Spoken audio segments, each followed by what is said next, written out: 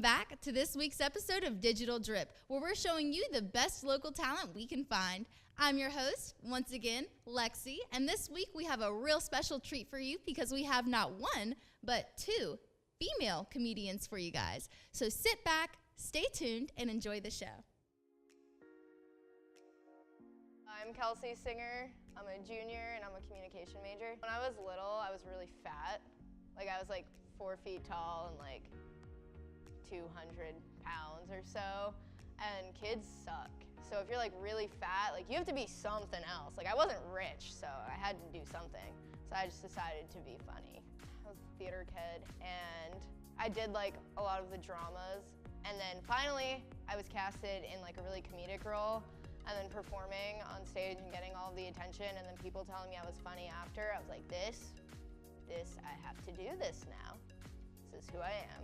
I was at a show one time, I don't remember the person's name. Let's call him Franklin, that's probably right. He had a weird name, but he told this joke about how it's really rude that they named so many theaters after Lincoln, considering he died in a theater. I really don't like it when people ask me that on the spot, because I assure everyone I do have jokes, but I don't know how to just come up with one right now, or even remember any of them. It's all the little Kelseys in my head are going through the file folders trying to find a joke right now, and I can't. Ladies and gentlemen, Kelsey Singer. Hey guys, how are you doing today? Great. Thank you for joining me on this lovely February afternoon. So I have about 6 minutes, and I'm going to use every single one of them to talk about myself. So I'm going to start you off at the beginning. The year was 1997. My mommy and my daddy tolerated each other very much, and then 9 months later, I was born. So my family's originally from New Jersey, and if there ever was a walking, talking, human embodiment of the entire state of New Jersey, it would be my mother. So she has the very strong accent. She talks like this. She has the big blonde hair and the fake tan. And growing up, I remember I would always ask her questions. And instead of answering them, she'd just go, I don't know, Kelsey, Google it. So my brother decides to get her a Google Home for Christmas. So now at any given point, if you're in my house, you'll just randomly hear, hey, Google, followed by some type of question. So she literally will not answer her own questions anymore. You'll be like, oh, is it cold outside? And you just hear, hey Google, what's the weather like today?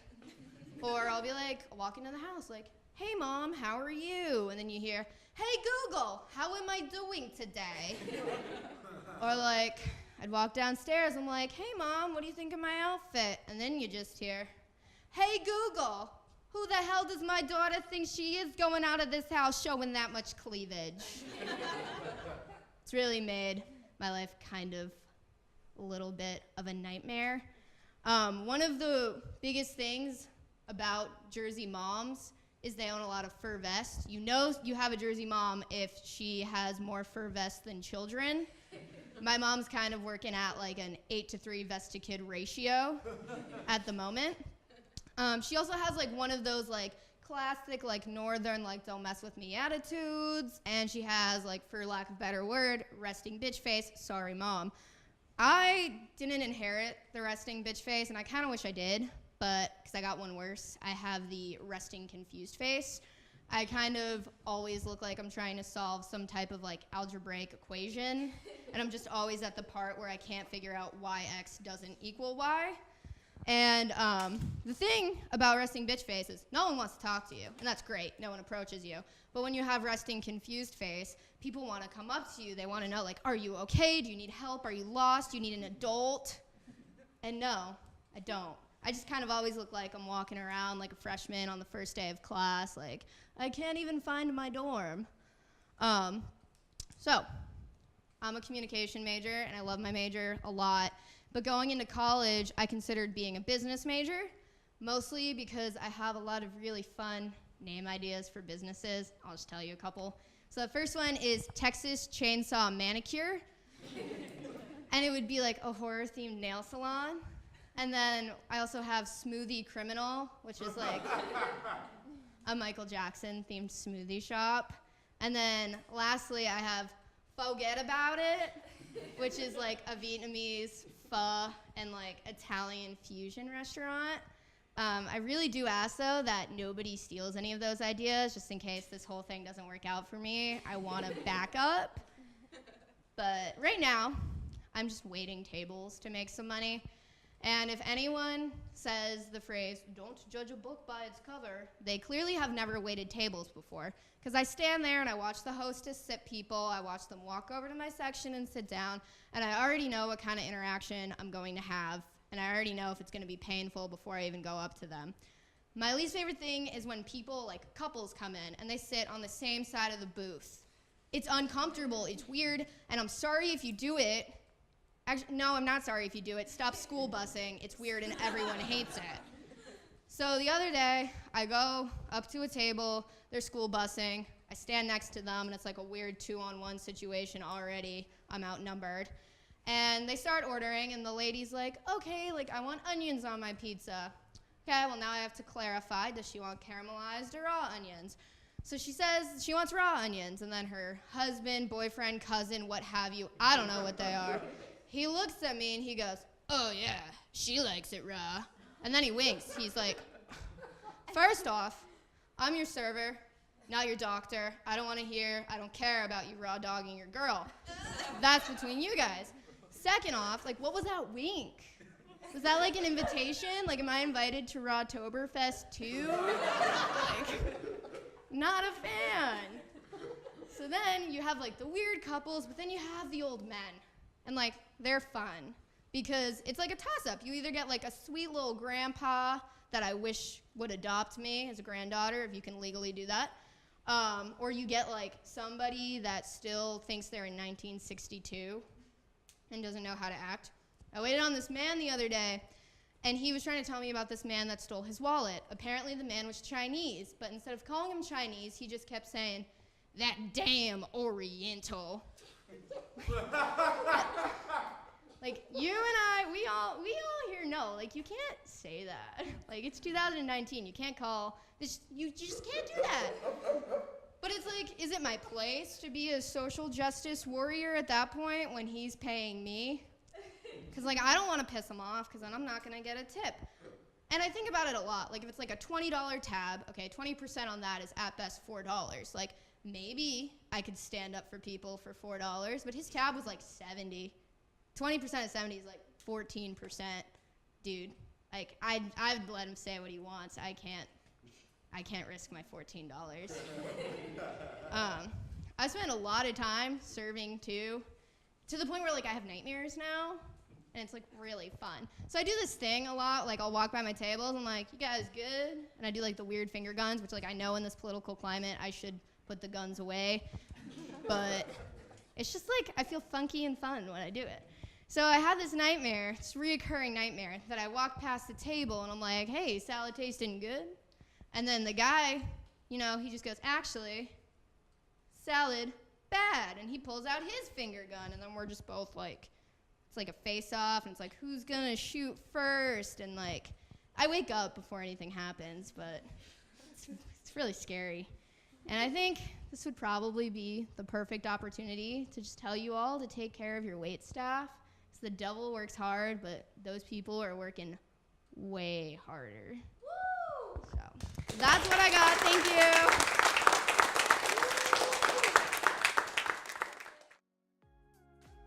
I'm Lucy O'Brien. I'm a senior political science major, and I'm a comedian. I had never really considered stand-up as an option, and then when Last York Standing happened my sophomore year, my friends were like, "Oh, you're funny, you should go do it." And I was like, "Okay," and so I did it and I won, and then I was like, maybe I'm good at this, and so I just started going to open mics and doing more competitions. And I have like really bad stage fright, and I always have, even when I was doing theater as a kid.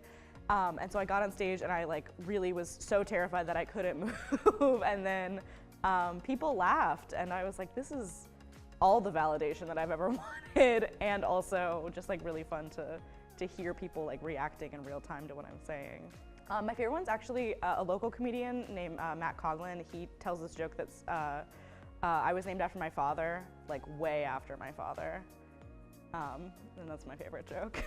Comedians actually like hate when people ask them to tell a joke like on command, because it's like if someone told you they were an accountant, you wouldn't be like, "Do you do my taxes for me real quick?"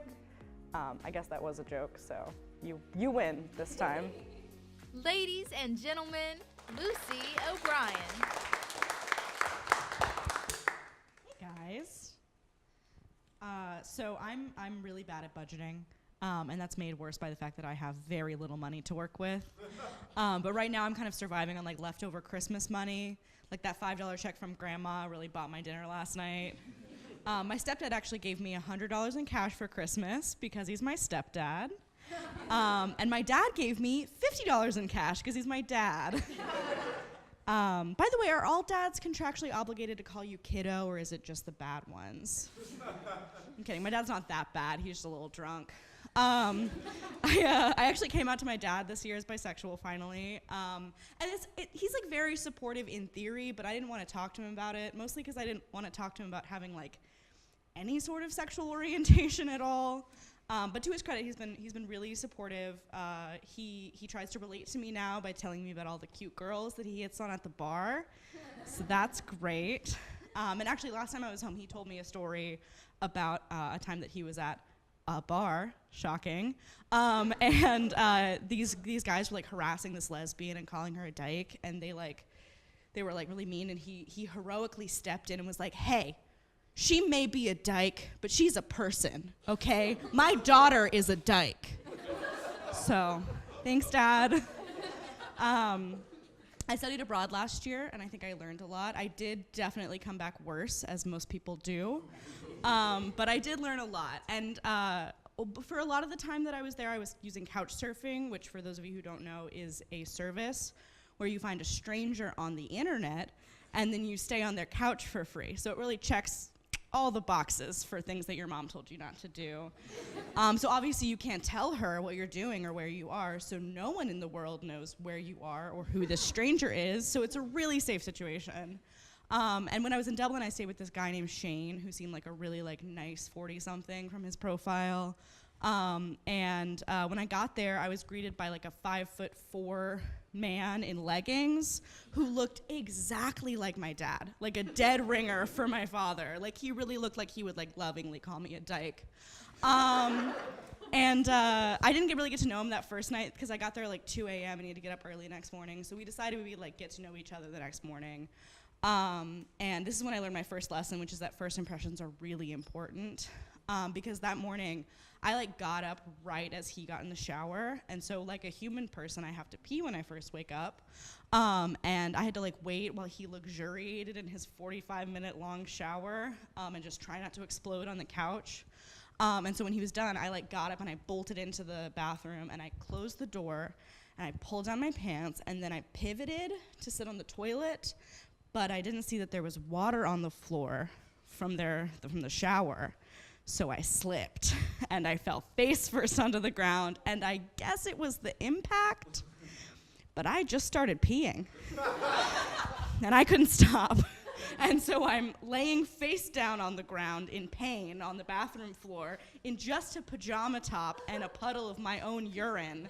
And I feel like a really, really graphic cutscene from like a Life Alert commercial. And after like laying there for a while and trying to think of a solution, I realized there wasn't one, and I just had to get up and like yell through the door and be like, "Hey, Shane, I peed on your floor and also on myself. So could you like pass me a towel or something?" The second lesson came that same day, and it was that if you think you've hit rock bottom, you can go lower. I went to a comedy show that night that was like a half-hour walk from his apartment, and obviously I was drinking because it was Ireland and it was a comedy show that wasn't filmed in like a student media center. And so I got like a little drunk, and I made the mistake of peeing before I left, thus breaking the seal and ensuring that I would need to pee about 15 minutes later, which was about halfway through my walk home. So I decided to be responsible and pee in an alley. I wasn't gonna hold it and have a repeat incident. So I like went into this alley. I was wearing like a skirt and tights and boots, so I just like pulled my tights down and I aimed over like a sewer grate. and because I wanted to avoid splashback, you know, I'm responsible. But because I'd been drinking, I like wobbled a little bit and I peed directly onto my tights and my underwear. But I'm a problem solver, so I just took my boots off, I took my tights off, I put my boots back on, I threw my tights in the garbage, and I walked home like that. It's fine. The problem is that Shane had complimented my outfit before I left, so I knew that he would know that I had been wearing tights and was no longer wearing tights, and so I'd have to either like lie to him and say that they fell off, or I'd have to tell him the truth, which was that I had peed myself for the second time that day. Luckily, Shane was asleep when I got home, so maybe God doesn't hate the gays after all. The third lesson came the next day, and that was that even things that you love will betray you. Shane offered to show me around the next day, which was probably because I had avoided a second pee-related incident, that he was still interested in getting to know me. So he like showed me around, and the thing about Europe is that there like aren't really any public bathrooms, and businesses won't let you pee there like at all. So I was in a constant state of anxiety about like where I was next going to pee for obvious reasons, because clearly I can't control myself. And we found like the one public restroom in like all of Europe in downtown Dublin. And it was like a cool little like space pod with a door that you like press a button and it goes shh. And so I let Shane go first because I'm a gentleman. And he like finished doing his thing and came out, and then I like went in right after him. Like I didn't let the door close first. So the door went shh behind me. But the thing about the little space pod bathrooms is that they're self-cleaning.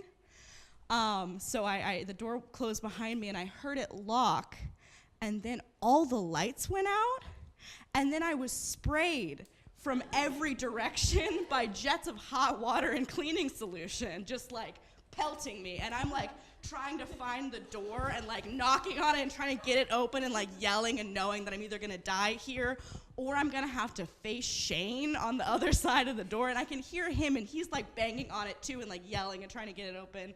Neither of us could, so I just had to wait for like the full cleaning cycle to happen and like really just get drenched and then dried. And the worst part was that when the door opened, I saw Shane, and he didn't look like embarrassed or like shocked. He just looked kind of sad. And he was like, "You okay, kiddo?" That's it for me. Thank you guys so much.